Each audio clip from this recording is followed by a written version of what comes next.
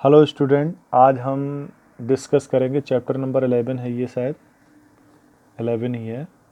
ठीक है, मैथमेट मधुबन का। अ, अब ये किसी भी बुक का हो, कोई ज़रूरी नहीं। आज हम इंट्रोडक्शन वीडियो बना रहे हैं, ठीक है ना। कॉन्ग्रेंस ऑफ ट्रायंगल, ठीक है ना, कॉन्ग्रेंसी ऑफ अ ट्रायंगल इस चैप्टर का नाम है। तो सबसे पहले हम बात करते हैं कि congruence of a plane figure. Congruence of a plane figure का मतलब क्या है? ठीक, पहले तो डेफिनेशन दी हुई है, इसको तुम पढ़ लो। Plane figure are congruent if they are same size, same in shape and size. कोई भी, अब मैं तुम्हें बता रहा हूं, कोई भी दो चीजें जो दिखने में बिल्कुल एक जैसी हों और उनका साइज भी एक जैसा हो, ठीक, और वो एक दूसरे को पूरी तरह से ढक ले। जैसे 1 रुपए के 2 सिक्के हों, तुम एक सिक्के पर दूसरा सिक्का रखोगे, जैसे मान लीजिए ये दोनों सिक्के हैं, ये बराबर हैं, तो एक सिक्के को दूसरे के सिक्के के ऊपर रखोगे तो दूसरा सिक्का दिखाई नहीं देगा।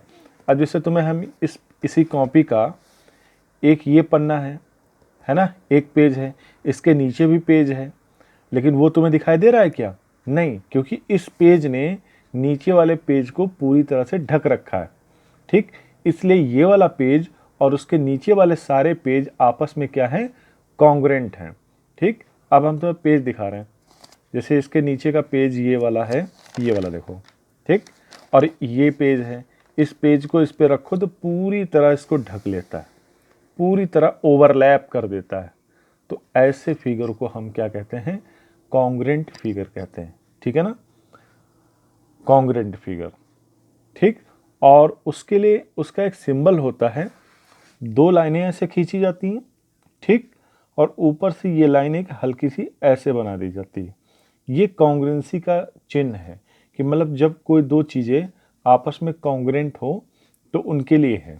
ठीक, अब जैसे पिक्चरों में तुमने देखा होगा कि 2 जुड़वा हीरो होते हैं, ठीक है ना, तो उनको भी एक हिसाब से हम कह सकते हैं कि हाँ, वो दोनों भी क्या है? कॉन्ग्रेंट हैं एक दूसरे के। ठीक, कह सकते हैं, मतलब ऐसा मैथ में नहीं है। मैं तुम्हें एक एग्जाम्पल के तौर पे बता रहा हूँ। अगर मान लीजिए 2 हीरो हैं, वो दोनों क्या हैं? जुड़वा हैं, तो एक हीरो की जैसी आँख होगी वैसे ही दूसरे हीरो की आँख होगी, जैसा उसका कद होगा वैसा ही दूसरे का कद होगा, जितना मोटा ये होगा उतना मोटा वो होगा, जितना लंबा ये है उतना लंबा वो होगा। ठीक है ना, और जैसी शक्ल इस हीरो की है वैसी ही शक्ल उस हीरो की भी होगी। ठीक है ना, तो वो दोनों एक तरह से कॉन्ग्रेंट होते हैं। ये तुम्हें दिमाग में समझना है। अभी तुम छोटे हो, 7th क्लास में हो, तो ये चीज़ें हो सकता है ज़्यादा समझ में ना आए, ठीक, लेकिन मैंने तुम्हें एक एग्जाम्पल दिया, एग्जाम्पल के तौर पे समझो इस चीज़ को। ठीक, अब हम बात करते हैं लाइन सेगमेंट की। जैसे कि कोई 2 लाइनें आपस में कॉन्ग्रेंट हैं। जैसे इस लाइन का नाम ए बी है और इस लाइन का नाम क्या है? सी डी है। ठीक है, एक लाइन का नाम क्या है? ए बी है, और दूसरी लाइन का नाम क्या है? सी डी है। लेकिन दोनों लाइनें क्या हैं? एक 5 सेंटीमीटर ये भी और 5 सेंटीमीटर ये भी है, यानी इन दोनों की लेंथ क्या है? सेम है। ठीक, इसलिए ये दोनों जो लाइन सेगमेंट हैं ये क्या कहलाएंगे? कॉन्ग्रेंट कहलाएंगे। इसका मतलब A B congruent to C D. इसी तरह से अगर एंगल में बात करें, ये एंगल देखो 45 का है, ये भी एंगल 45 का है, तो ये दोनों एंगल क्या माने जाएंगे? कॉन्ग्रेंट माने जाएंगे, क्योंकि एंगल सेम है, इसलिए ये दोनों एंगल क्या हैं? कॉन्ग्रेंट हैं। इसलिए हमने देखो यहाँ पे लिखा है एंगल ए ओ बी, कॉन्ग्रेंसी का साइन लगाया है एंगल सी ओ डी। अगर हम स्क्वायर की बात करें, जैसे एक स्क्वायर है जिसकी साइड क्या है? इसका नाम है ए बी सी डी। ठीक है ना, अब ये चीज़ें, ये स्क्वायर मतलब हमने हाथ से बनाया तो एग्जैक्ट स्क्वायर नहीं लग रहा होगा। अगर हम स्केल से बनाते तो मैं लग रहा हो लगता, ये मैंने हाथ से ही फिगर बनाया। लेकिन समझो, इसकी भी सारी साइडें क्या हैं? 5 सेंटीमीटर हैं, और इस स्क्वायर की भी सारी साइडें क्या हैं? 5 सेंटीमीटर हैं। तो ये दोनों स्क्वायर आपस में क्या माने जाएंगे? कॉन्ग्रेंट माने जाएंगे। यहाँ पे मैंने ट्रायंगल लिख दिया। ये स्क्वायर हैं, A B C D congruent E F G H. ठीक, इसी तरह रेक्टेंगल में बात करें, जैसे रेक्टेंगल है, ठीक, एक ये रेक्टेंगल है, ठीक है ना, और एक ये रेक्टेंगल है, तो ये दोनों रेक्टेंगल भी क्या है, कॉन्ग्रेंट हैं, क्योंकि इसकी लेंथ 5 है, इसकी भी लेंथ 5 है, इसकी ब्रेथ 4 है, इसकी भी ब्रेथ 4 है, तो ये दोनों रेक्टेंगल क्या हैं, कॉन्ग्रेंट रेक्टेंगल हैं। क्यों? क्योंकि इनका शेप एंड साइज दोनों क्या है, इक्वल हैं। ठीक है, सर्किल की बात कर लें, दो सर्किल, मान लीजिए एक C1 है और एक C2 है, ठीक है, ये दोनों कॉन्ग्रेंट हैं। क्यों? क्योंकि इनकी रेडियस सेम है, इसकी भी रेडियस कितनी है 2 सेंटीमीटर और इसकी भी रेडियस कितनी है 2 सेंटीमीटर। तो जो सर्किल जिनकी रेडियस सेम होती है वो दोनों सर्किल क्या माने जाते हैं, कॉन्ग्रेंट सर्किल माने जाते हैं। ठीक, तो ये तो रहा बेसिक आइडिया, छोटा छोटा। अब हम बात करते हैं ट्रायंगल पे। ठीक, कॉन्ग्रुएंसी ऑफ अ ट्रायंगल क्या होती है, ठीक है ना। मान लीजिए दो ट्रायंगल हैं, तो ये कैसे कॉन्ग्रुएंट होंगे, तो एक तो तरीका है कि इस ट्रायंगल को उठाओ, इसके ऊपर रख दो, अगर ये पूरी तरह से इसको छाप ले, ढक ले, ठीक, तो मान लेना कि ये दोनों ट्रायंगल क्या हैं, आपस में कॉन्ग्रुएंट हैं। मगर हमेशा ऐसा हो थोड़ी नहीं सकता है कि तुम ट्रायंगल को उठा उठा के नापने बैठ जाओ कि देखें भाई ये एक दूसरे के बिल्कुल बराबर हैं कि नहीं। ठीक, एक तरीका तो ये है। दूसरा तरीका अभी हम नीचे बताएंगे, कुछ नियम हैं इनके, तो वो नियम अगर फॉलो होते हैं तो हम बिना नापे ही कह देते हैं कि ये दोनों ट्रायंगल आपस में कॉन्ग्रुएंट हैं। बहरहाल इनकी डिफिनीशन पे अगर हम जाएं तो डिफिनीशन कहती है if two triangle are congruent, if two triangles are of the same shape and size, the triangles are said to be congruent to each other. दूसरी डेफिनेशन क्या है, if two triangle overlap each other, अगर दो triangle एक दूसरे को overlap कर ले रहे हैं पूरी तरह से exactly, then the triangle are congruent. अब हम कंडीशन की बात करते हैं, condition for a congruence of triangle. तो बेटा यहाँ पे 5 तरह की कंडीशन होती हैं। एक है side side side, side angle side, angle side angle, angle angle side, RHS property. ठीक, ये 5 तरह के रूल हैं जिनको अप्लाई करके हम किसी भी ट्रायंगल की कॉन्ग्रुएंसी को चेक कर सकते हैं। ठीक है ना, ये वैसे 9th क्लास में आप जब जाएंगे तो इस चैप्टर को, इस टॉपिक को विधिवत पढ़ेंगे, लेकिन यहाँ पे अगर थोड़ा बहुत भी समझ में आ जाता है तो आपको 9th क्लास में जब आप पहुँचेंगे तो आपको वो नया नहीं लगेगा, बिल्कुल इजी लगेगा। ठीक है ना, और मैं कोशिश करूंगा कि बिल्कुल 9th की तरह ही तुम्हें इसको पढ़ाऊं। ठीक है, पहले की बात कर लेते हैं। पहला ट्रायंगल, जैसे साइड साइड साइड क्या है, मान लीजिए कोई दो ट्रायंगल हैं जिनकी साइडें क्या हैं, आपस में इक्वल हैं।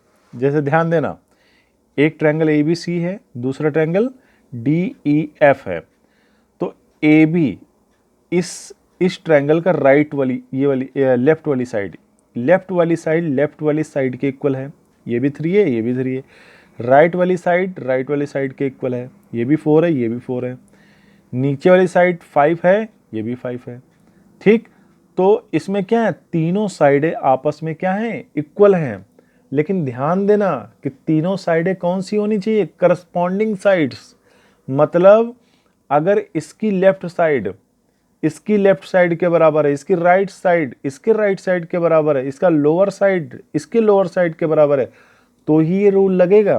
अब पता चला ये 3 है और एक ये 3 है, इधर यहाँ पे 5 लिखा होता है और इधर 4 लिखा होता तो गड़बड़ हो जाता। ठीक है ना, करस्पॉन्डिंग का मतलब जो साइड, मतलब अगर इसकी लेफ्ट साइड 3 है तो इसकी भी लेफ्ट साइड 3 होनी चाहिए, अगर इसकी राइट साइड 4 है तो इसकी भी 4 होनी चाहिए, अगर इसकी लोअर साइड 5 है तो इसकी भी 5 ही होनी चाहिए, भले ये ट्रायंगल हम घुमा के क्यों ना लिख दें। ठीक है ना, अगर मान लीजिए ये वाला ट्रायंगल हम इस तरीके से ना लग के थोड़ा सा इसको झुका देते ऐसे गिरा करके, ठीक है ना, तब भी यही फार्मूला लागू होता।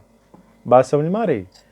तब हमें इस ट्रायंगल को देखना पड़ता, लिखना पड़ता कि ABC अगर ऐसे लिखा है तो इसको भी क्या लिखना पड़ता, DEF, मतलब FDE क्या ना।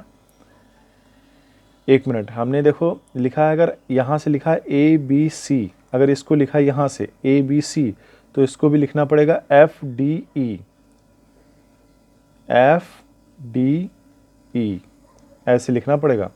अगर हमने इसका नाम क्या रखा ABC, तो इसको भी यहीं से पढ़ो FDE, ठीक है ना। ये थोड़ा सा रॉन्ग हो गया था और हमने लगता है सब में ऐसे ही लिखा है ABC, तो FDE लिखना है हमें। क्या लिखना है यहाँ पे FDE, ठीक है।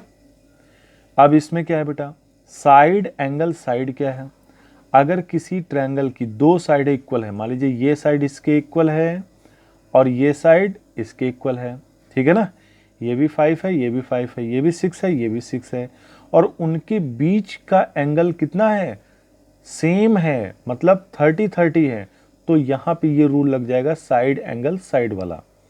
दो एंगल्स, दो साइडों के बीच का एंगल अगर इक्वल है, दो इक्वल साइडों के बीच का एंगल अगर इक्वल है, तो उसे हम क्या कहेंगे कि यहां पे कौन सा रूल लग रहा है, साइड एंगल साइड वाला। अब angle side angle, angle side angle क्या होता है बेटा, देखो अगर दो साइडें, अगर दो एंगल कोई आपस में इक्वल है, देखो ये भी 30 है, ये भी 30 है, ये भी 60 है, ये भी 60 है, और उनके बीच की साइड क्या है, 5 सेंटीमीटर है, 5 सेंटीमीटर है, तो यहाँ पे कौन सा रूल लगेगा, एंगल साइड एंगल, ठीक। ये आपस में इक्वल है, इसलिए ये दोनों ट्रायंगल क्या हो गए, कॉन्ग्रुएंट हो गए। अब इसको अगर लिखना है तो लिख सकते हैं ABC,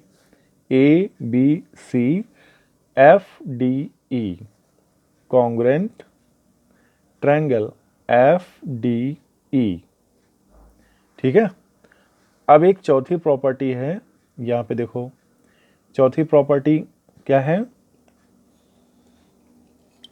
एंगल एंगल साइड। क्या है, हमने लिखा नहीं, यहां पे लिख लेते हैं, एंगल एंगल साइड।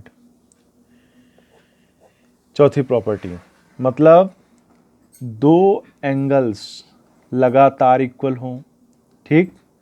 देखो ये भी 30 है, ये भी 30 है, ये भी 60 है, ये भी 60 है, और उसके जस्ट बाद क्या है, जो साइड इक्वल हो, ठीक। अब यहाँ पे देखो ये 30 है, ये भी 30, ये भी 60, ये भी 60, उसके बाद में BC इक्वल टू DE है, ठीक। तो दो एंगल लगातार इक्वल होने चाहिए, उसके बाद की साइड इक्वल होनी चाहिए, तो वहाँ पे लगता है एंगल एंगल साइड रूल। इससे हम इसको क्या प्रूव कर सकते हैं कि हाँ ये दोनों ट्रायंगल, जो ट्रायंगल हैं वो कॉन्ग्रुएंट हैं, ठीक है ना। और हमने लिखा नहीं, इसके बीच में ये साइन बना दिया कि ये दोनों ट्रायंगल क्या है, कॉन्ग्रुएंट हैं। लास्ट वाली जो प्रॉपर्टी है वो होती RHS प्रॉपर्टी। RHS प्रॉपर्टी का मतलब एक राइट एंगल ट्रायंगल होने चाहिए। दो ट्रायंगल कैसे होने चाहिए, राइट एंगल ट्रायंगल, मतलब उनका एक एंगल 90 होना चाहिए, ये भी 90 है, ये भी 90 है, और उसके बीच की ये जो उस राइट एंगल में जो सबसे बड़ी साइड होती है उसको हम क्या कहते हैं, हाइपोटेन्यूज कहते हैं। क्या कहते हैं, हाइपोटेन्यूज। और जो नीचे होती है उसको बेस कहते हैं, जो सीधे खड़ी होती है उसको परपेंडिकुलर कहते हैं। तो ये देखा जाए तो ये क्या है, हाइपोटेन्यूज है, इसमें भी हाइपोटेन्यूज है। तो किसी भी दो राइट एंगल ट्रायंगल में अगर हाइपोटेन्यूज इक्वल है, पहली बात ध्यान रखना, हाइपोटेन्यूज क्या है, इक्वल है, उसके बाद में उनमें से जो दो साइडें बची हैं, एक AB और एक BC, ठीक, ये दो साइडें बची हैं भाई, हाइपोटेन्यूज हाइपोटेन्यूज तो इक्वल हो गया, उसके बाद कितनी साइडें बची हैं, एक दो, दो साइडों में से कोई एक साइड इक्वल हो जाए, तो ये देखो इस ट्रायंगल में क्या बना हुआ है, हाइपोटेन्यूज इक्वल है और ये नीचे वाली साइड इस नीचे वाली साइड के इक्वल है। तो यहाँ पे कौन सी प्रॉपर्टी लगती है, RHS प्रॉपर्टी। तो RHS प्रॉपर्टी जब लगती है तब ABC, ट्रायंगल ABC कॉन्ग्रुएंट हो जाएगा ट्रायंगल FDE के, ठीक। तो ये रहा बेटा तुम्हारा बेसिक इंट्रोडक्शन, ठीक है ना। अब जब हम एक्सरसाइज सॉल्व करेंगे तो तुम्हें ज़्यादा समझ में आएगा, ठीक है ना। और अगर आप इस वीडियो को देख रहे हैं तो इसको लाइक करें। अगर अभी तक आपने हमारे इस चैनल को सब्सक्राइब नहीं किया तो बेटा प्लीज़ सब्सक्राइब जरूर कर लो, ठीक है ना, ताकि जब भी हम कोई नई वीडियो डालें तो तुम्हें व्हाट्सअप के थ्रू हमें भेजना ना पड़े, ऑटोमेटिक तुम तक पहुंच जाए और तुम्हें जब समय मिले तब इसको देख लेना, ठीक है ना। ओके बेटा।